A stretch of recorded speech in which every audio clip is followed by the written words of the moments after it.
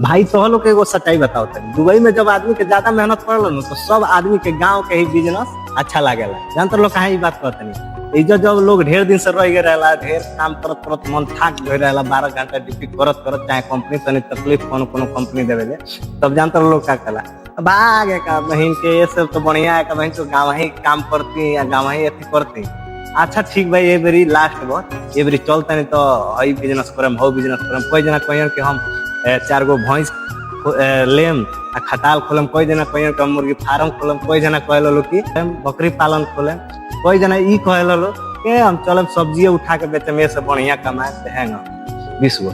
एजा से जाइलो एकदम सफर के, माने ऐसन कहला लो कि लागेला कि सब कोइल धइल रखल बा, खाली जाके पैसा झाड़ देवे के बा घरे। ठीक बा, घरे जाइलो 2-4 गो इतना से भेंट करिलो, दोस्त से भेंट करिलो, एगो दूगो बारात करिलो, खाइलो पियलो, पैसा हो जाई खत्म। पैसा खत्म हो जाए ओकरा बाद से माहौल पड़ जाई ठंडा, पर रही ओकरा बाद से फेन पहले का करे के लगावे के दुबई चले के, जो कुछ हो ना पाई दुबई सही ना, तो फेन आ जाइलो दुबई। ये मजदूर के ये जिंदगी में कहानी चलत रहेला। एजा आइलो तो कहलो जान तो हई करम, ओकरा घरे गइला के बाद सब ठंडा पड़ जाला। यही से कहनी है भाई। बाकी वीडियो अच्छा लागल हो तो वीडियो को शेयर करिया। वीडियो हमारे कहाँ से देखत रह कमेंट में बताइए। ऐसा आदमी से तारा भेंट भइल बा कि ना, इहो जरूर बताइए। मिलत नहीं फेन अगला वीडियो।